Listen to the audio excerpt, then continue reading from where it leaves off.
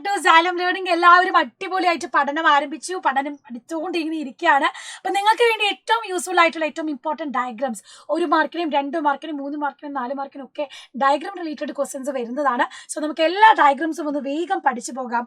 ഒന്നാമത്തേത് ഇതാ ഈ ഒരു ഫിഗറിൽ ABC ഐഡന്റിഫൈ ചെയ്യാനാണ്. ഈ A എന്ന് തന്നിരിക്കുന്നത് സെല്ലിന്റെ ഉള്ളിൽ ന്യൂക്ലിയസിന്റെ ഉള്ളിൽ കാണുന്നതാണ് നമ്മുടെ ക്രോമസോം. ആ ക്രോമസോമിന്റെ ഒരു ഭാഗമാണ് എന്താ നമ്മുടെ ഈ B എന്ന് പറഞ്ഞിരിക്കുന്ന ജീന്. അതിന്റെ ഉള്ളിലാണ് നമ്മുടെ DNA നിങ്ങൾ കാണുക. DNA അടങ്ങിയിരിക്കുന്ന ഷുഗർ ഏതാണെന്ന് ക്വസ്റ്റ്യൻ ചോദിച്ചിട്ടുണ്ട്. അതാണ് നമ്മുടെ ഡിയോക്സി റൈബോസ് ഷുഗർ. രണ്ടാമത്തേത് നിങ്ങൾക്ക് ഇവിടെ കാണാൻ കഴിയും. ഏതാണ് ക്വസ്റ്റ്യൻ? നമ്മുടെ ഈ ഒരു ന്യൂറോൺ തന്നിട്ടുണ്ട്.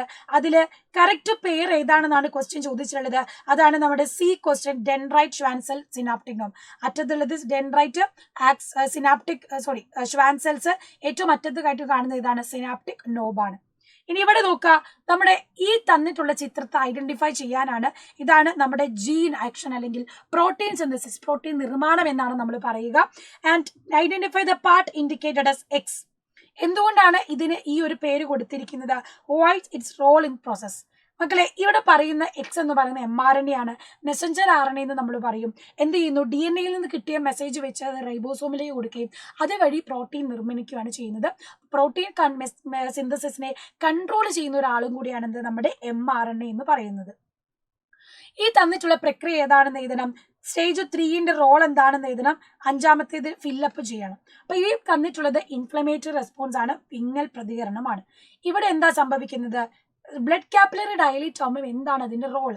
രക്തലോമിക വികസിക്കുമ്പോൾ നമുക്കറിയാം അവിടെ മാക്സിമം ബ്ലഡ് ഫ്ലോ ഉണ്ടാവും. അപ്പൊ എന്ത് ചെയ്യുന്നു?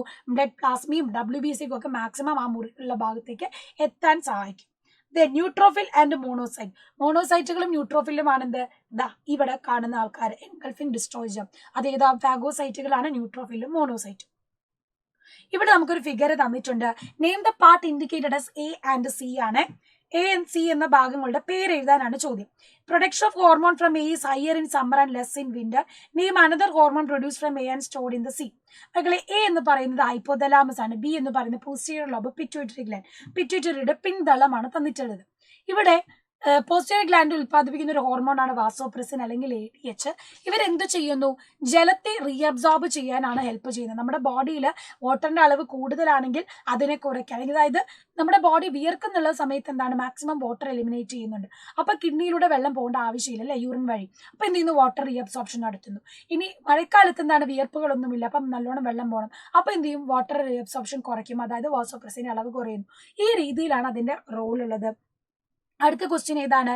എയിൽ നിന്നുണ്ടാകുന്നതും Cl സംഭരിക്കുന്നതുമായ മറ്റു ഹോർമോണാണ്. അത് ഓക്സിറ്റോസിൻ ആണ്. ഓക്സിറ്റോസിൻ എന്ത് ചെയ്യുന്നു? ചൈൽഡ് ബർത്ത്, പ്രസവ സമയത്ത് മസിൽ കോൺട്രാക്ഷൻ ഹെൽപ്പ് ചെയ്യുന്നുണ്ട്. ലാക്ടേഷൻ, പാല് ചുരത്താൻ സഹായിക്കുന്നത്, മുലപ്പാൽ ഉണ്ടാക്കാൻ സഹായിക്കുന്നതും ഓക്സിറ്റോസിൻ ആണ്. അടുത്തൊരു ഫിഗർ നിങ്ങൾക്ക് ഇവിടെ കാണാം. നമ്മുടെ ഇൻസുലിൻ പ്രൊഡക്ഷന്റെ ഒരു ഫിഗർ ആണ്. ഇവിടെ X എന്ന പറയുന്ന എൻസൈം ഏതാണ്? Y ഉപയോഗിച്ച് ഇൻസുലിൻ ജീനെ കൂട്ടി യോജിപ്പിക്കാൻ ഉപയോഗിക്കുന്ന എൻസൈം ഏതാണെന്നാണ് ചോദ്യം. അപ്പൊ നിങ്ങൾ നോക്കിക്കേ, ഈ ജീനിനെ മുറിക്കാൻ സഹായിക്കുന്നത് ആരാണ്? റെസ്ട്രിക്ഷൻ എൻഡോന്യൂക്ലിയസ് ആണ്. ജീനുകളെ കൂട്ടി യോജിപ്പിക്കാൻ സഹായിക്കുന്നത് ഏതാണ്? നമ്മുടെ ലിക്കേസ് എൻസൈം ആണ്. ഇനി ഇവിടെ ചോദിക്കുന്നത് ഈ പ്രക്രിയയിൽ പ്ലാസ്മിഡിന്റെ പങ്ക്. What is the role of plasmid? Does successive generation of bacteria produce in this way എന്നാണ് ചോദിച്ചിരിക്കുന്നത്. അതായത് ഇവിടെ പ്ലാസ്മിഡിന്റെ റോൾ എന്താ? വെക്ടർ ആണ്, വാഹകരാണ്. ജീനിനെ ക്യാരി ചെയ്ത് കൊണ്ടുപോകാനാണ് പ്ലാസ്മിഡ് ഉപയോഗിക്കുന്നത്. അടുത്ത കാര്യം എന്താണ്? ഇവിടെ bacteria containing genes have ability controlling insulin production, replicate and form more in number. Replication നടത്താനും ഈ ജീനിനെ മാക്സിമം എന്ത് ചെയ്യുന്നു? കുറെ കോപ്പീസിന് ഉണ്ടാക്കാനും സഹായിക്കും. അപ്പൊ അടുത്ത ജനറേഷനിലേക്ക് എന്ത് ചെയ്യുന്നു? ജീൻസ് ക്യാരി ഡൗൺ ചെയ്യുന്നുണ്ട്. ഇനി തന്നിട്ടുള്ളവ പൂർത്തിയാക്കാനാണ് ഇതാ ഈ ഒരു രീതിയിലാണ് നമുക്ക് ക്വസ്റ്റ്യൻ വരിക. അപ്പൊ നമുക്ക് ഗ്വാനിൻ സൈറ്റോസിനുമായിട്ട് ബൈൻഡ് ചെയ്തിരിക്കുന്നു. ഇതുപോലെ തൈമിനുമായിട്ട് ബൈൻഡ് ചെയ്യുന്ന ഏതാണ്? അഡിനിൻ ആണ്. സൈറ്റോസിനുമായിട്ട് ഗ്വാനിൻ, അഡിനിനുമായിട്ട് തൈമിൻ ബൈൻഡ് ചെയ്യും. അപ്പൊ ഇതിങ്ങനെ കറക്റ്റ് ആയിട്ട് ഫില്ല് ചെയ്യാനാണ് ക്വസ്റ്റ്യൻ. അത് നമ്മൾ ഫില്ല് ചെയ്തിട്ടുണ്ട്. ഇനി ഒരു ബ്രെയിനിന്റെ ഫിഗർ തന്നിട്ടുണ്ട്. ഓരോ ഭാഗങ്ങളും അടയാളപ്പെടുത്താനാണ്. അതിന് ഏറ്റവും ബെസ്റ്റ് ആയിട്ട് നിങ്ങൾ ബ്രെയിനിന്റെ സ്ട്രക്ചർ പഠിക്കണം. ഓർ ഓപ്ഷനിൽ ഫസ്റ്റ് ഭാഗത്ത് നിന്ന് ക്വസ്റ്റ്യൻ വരാൻ ചാൻസ് ഉണ്ട്. അപ്പൊ നിങ്ങൾ എന്ത് പഠിക്കണം? സെറിബ്രം എന്ന് പറഞ്ഞാൽ ലാർജസ്റ്റ് പാർട്ടാണ്. അതിന്റെ ഫംഗ്ഷൻ പഠിക്കണം. തിങ്കിങ്, അതുപോലെ തന്നെ വോളണ്ടറി ആക്ഷൻസ് കൺട്രോൾ ചെയ്യുന്നു. നമ്മുടെ ഭാവന, ബുദ്ധിയൊക്കെ കൺട്രോൾ ചെയ്യുന്ന സെറിബ്രമാണ്. അതുപോലെ തന്നെ സെറിബെല്ലം എന്ന് പറഞ്ഞാൽ ഇതാ ഇവിടെ കാണുന്നതാണ്. നമ്മുടെ ബോഡി ബാലൻസ് കീപ്പ് ചെയ്യുന്നുണ്ട്. അതുപോലെ തന്നെ എന്താണ്? രണ്ടാമത്തെ വലിയ ഭാഗമാണ് സെറിബെല്ലം. മെഡിലോ ഒബ്ലോങ്കേറ്റ എന്ന് പറയുന്നത് ഈ ഒരു ഭാഗത്ത് നമുക്ക് കാണാം. റോഡ് ഷേപ്ഡ് ആണ്. നമ്മുടെ ഹാർട്ട് ബീറ്റ്, സ്പന്ദനങ്ങളൊക്കെ റെസ്പിറേഷൻ ഒക്കെ കൺട്രോൾ ചെയ്യുന്നത് മെഡുല്ല ഒബ്ലോങ്കേറ്റ് ആണ്. ഇൻവോളണ്ടറി ആക്ഷൻസ് കൺട്രോൾ ചെയ്യുന്നത് മെഡുല്ല ഒബ്ലോങ്കേറ്റ് ആണ്. തലാമസ് നമ്മൾ റിലീസ് സ്റ്റേഷൻ ആയിട്ട് ആവേഗ പുനഃപ്രസരണ കേന്ദ്രമായിട്ട് പഠിക്കുന്നുണ്ട്. ഹൈപ്പോ തലാമസ് എന്ത് ചെയ്യുന്നു? ആന്തര സമസ്ഥിതി പാലനം, മെയിൻറ്റെയിനിങ് ഹോമിയോസ്റ്റാസിസ് ഹൈപ്പോ തലാമസ് ആണ്. തലാമസിന്റെ താഴെയായിട്ടാണ് നമ്മൾ ഹൈപ്പോ തലാമസ് കാണുന്നത്. ഇനി part which receive impulse dendrite ആണ്. Carry impulse to cell body ആരാണ്? ആക്സോണൈറ്റ് ആണ്. Part that secrete neurotransmitter, നാഡീയ പ്രക്ഷേപം ശ്രവിക്കുന്നത് ആരാണ്? സിനാപ്റ്റിക് നോബാണ്. ഇതുപോലെ 3 ഭാഗങ്ങളുടെ ഫംഗ്ഷൻ തന്നിട്ടും ലേബൽ ചെയ്യാൻ ചോദിക്കാറുണ്ട്, അല്ലെങ്കിൽ നിങ്ങളോട് ലേബൽ ചെയ്യാൻ പറഞ്ഞിട്ട് ഫംഗ്ഷൻ തരാനും ചോദിക്കാം. ഇവിടെ പറയുന്നത് ഏതാണ്? 1, 2, 3, 4 അടയാളപ്പെടുത്താനാണ്. ഒന്ന് നമ്മുടെ വെസ്റ്റിബുലാർ നെർവ് ആണ്, auditory nerve, semi circular canal, vestibule ആണ് അല്ലെ. അപ്പൊ ഓരോ ഭാഗങ്ങളും അടയാളപ്പെടുത്താം. ഇനി 3ഉം 4ഉം സെമി സർക്കുലർ കനാലും വെസ്റ്റിബ്യൂളും എങ്ങനെ ശരീര തുലന പാലിക്കാൻ സഹായിക്കുന്നു? Helping in balance of the body അല്ലെ. എങ്ങനെയാണ്? Semi circular canal movement of head ഉണ്ടാവുന്നു, അതെന്ത് ചെയ്യുന്നു? എൻറ്റോലിം, വെസ്റ്റിബ്യൂളിലുള്ള എൻറ്റോലിംഫിന്റെ മൂവ്മെന്റിനെ കൺട്രോൾ ചെയ്യുന്നു. ആൻഡ് സെമി സർക്കുലർ കനാലിൽ ആ മൂവ്മെന്റ് ഉണ്ടാക്കുന്നു. Causes movement in sensory hair cell and generate impulse. അവിടെ ഈ മൂവ്മെന്റുകൾ വഴി എന്ത് ചെയ്യുന്നു? രോമകോശങ്ങൾ ചലിക്കുകയും അവിടെ ആവേഗങ്ങൾ ഉണ്ടാവുന്നു. ആ ആവേഗങ്ങൾ എന്ത് ചെയ്യുന്നു? ഈ ശരീരത്തുള്ള നില പാലിക്കാൻ വെസ്റ്റിബുലാർ നെർവ് വഴി നമ്മുടെ സെറിബെല്ലത്തിലേക്ക് എത്തുന്നു. അടുത്ത ചോദ്യം നിങ്ങൾ ഇതാ ഇവിടെ ഒരു ഗ്ലാൻഡ് ആണ് സൂചിപ്പിച്ചിരിക്കുന്നത്. ഗ്രന്ഥി ഏത്? അടിയന്തര ഘട്ടങ്ങളിൽ ശരീരത്തെ സജ്ജമാക്കുന്നതിന് സഹായിക്കുന്ന ഏതെല്ലാം ഹോർമോണുകളാണ് ഈ ഗ്രന്ഥി ഉത്പാദിപ്പിക്കുന്നത്? നാഡീ വ്യവസ്ഥയും അന്തസ്രവി വ്യവസ്ഥയും ഒന്നു ചേർന്ന് പ്രവർത്തിക്കുന്ന ഈ ഹോർമോണുകൾ എങ്ങനെ സഹായിക്കുന്നു? മക്കളെ, അഡ്രീനൽ ഗ്ലാൻഡ് ആണ് ഈ തന്നിട്ടുള്ളത്. അവർ പ്രൊഡ്യൂസ് ചെയ്യുന്ന എപ്പിനെഫ്രിനും നോറെപ്പിനെഫ്രിനും ഉണ്ട്, മെഡുല്ല റീജിയൻ പ്രൊഡ്യൂസ് ചെയ്യുന്നതാണ്. ഇവരെങ്ങനെ സഹായിക്കുന്നു? സിമ്പത്തറ്റിക് വ്യവസ്ഥയും പാരാസിമ്പത്തറ്റിക് വ്യവസ്ഥയോട് ചേർന്നിട്ട് ഫ്ലൈറ്റ് ചെയ്യാൻ അല്ലെങ്കിൽ ഫൈറ്റ് ചെയ്യാൻ, നമ്മളൊരു പ്രശ്നത്തെ നേരിടാൻ അല്ലെങ്കിൽ അതിൽ നിന്ന് ഓടി രക്ഷപ്പെടാൻ നമ്മളെ സഹായിക്കുന്ന ഹോർമോണുകളാണ്. അപ്പം അത് നെർവസ് സിസ്റ്റവും ഹോർമോൺ സിസ്റ്റം രണ്ടും കൂടെ കൺട്രോൾ ചെയ്തിട്ടാണ് ഇതിനെ നമുക്ക് കോപ്പ് ചെയ്യാൻ പറ്റുന്നത്. അടുത്തത് ഇതാ നമ്മുടെ ഗ്ലാൻഡുകൾ കണ്ടുപിടിക്കേണ്ടത് അല്ലെ. ഈ ചിത്രം കണ്ടാൽ തന്നെ നമുക്കറിയാം ഇത് ആൽഫ സെല്ലും ബീറ്റ സെല്ലുമാണ്. ആൽഫ കോശങ്ങളാണ് എന്ത് ചെയ്യുന്നത്? ഗ്ലൂക്കോഗോൺ പ്രൊഡ്യൂസ് ചെയ്യുന്നത്. ബീറ്റ സെല്ലാണ് ഇൻസുലിൻ പ്രൊഡക്ഷൻ നടത്തുന്നത്. അപ്പം ഇതിൽ ഹോർമോൺ ഗ്ലൂക്കോസിന്റെ അളവ് കൂടാതെ നിയന്ത്രിക്കുന്നത് എങ്ങനെയാണ്? ആ ഗ്ലൂക്കോസിന്റെ അളവ് കൂടിയാൽ അതിനെ എന്ത് ചെയ്യുന്നു? സ്റ്റോർ ചെയ്ത് വെക്കുന്നതാണ്. അത് ആരുടെ പ്രവർത്തനമാണ്? ഇൻസുലിന്റെ പ്രവർത്തനമാണ്. ഇനി എന്തുകൊണ്ട് ഹോർമോൺ ലക്ഷ്യകോശത്തിൽ മാത്രം പ്രവേശിക്കുന്നു? അതെന്തുകൊണ്ടാണ്? Hormone molecule bind with respective receptor to a hormone. ഓരോ ഹോർമോണിനും അതിനെ ബൈൻഡ് ചെയ്യാൻ മാത്രം പറ്റുന്ന ഒരു റിസപ്റ്റർ ഉണ്ട്, അതിലേക്ക് മാത്രമേ അത് ബൈൻഡ് ചെയ്യൂ. അതുകൊണ്ട് നമുക്ക് പറയാം അതത് ഗ്രാഹി കോശങ്ങൾ മാത്രമേ അതത് ഹോർമോണുകളെ സ്വീകരിക്കാൻ പറ്റൂ. ലക്ഷ്യകോശങ്ങൾ എത്തിയാൽ മാത്രമേ അവർ ജോയിൻ ചെയ്ത് ഹോർമോൺ ഗ്രാഹി സംയുക്തം രൂപപ്പെടുന്നുള്ളൂ. സോ ഇതിനെ തുടർന്ന് കോശത്തിനകത്ത് രാസഗ്രാഹികൾ പ്രവർത്തനക്ഷമമാവുകയും കോശത്തിന്റെ പ്രവർത്തനങ്ങളിൽ മാറ്റമുണ്ടാവുകയും ചെയ്യുന്നു. അപ്പം ഹോർമോൺ ഗ്രാഹ്യ സംയുക്തം രൂപപ്പെട്ടാൽ മാത്രമേ അവിടെ എന്ത് ചെയ്യുള്ളൂ? ഹോർമോൺ റിലീസായി ആ പ്രവർത്തനം നടക്കുന്നുള്ളൂ. ഇനി നമുക്ക് അടുത്തൊരു ചോദ്യത്തിലേക്ക് പോകാം. നമുക്ക് സെറിബ്രോസ്പൈനൽ ദ്രവം നിറഞ്ഞിരിക്കുന്ന ഭാഗം ഏതെന്ന് കണ്ടെത്തണം. മൈലിൻ ഷീത്തുള്ള നാഡികൾ കൂടുതലായി കാണപ്പെടുന്ന ഭാഗം ഏതെന്ന് കണ്ടെത്തണം. അതുപോലെ part conduct motor impulse from spinal cord. Cerebrospinal നിറഞ്ഞിരിക്കുന്നതാണ് നമ്മുടെ സെൻട്രൽ കനാൽ.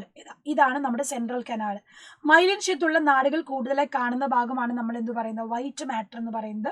അതാണ് ഇവിടെ നമ്മൾ കാണുന്നത്, പുറത്തേക്ക് നമ്മൾ കാണുന്നത്.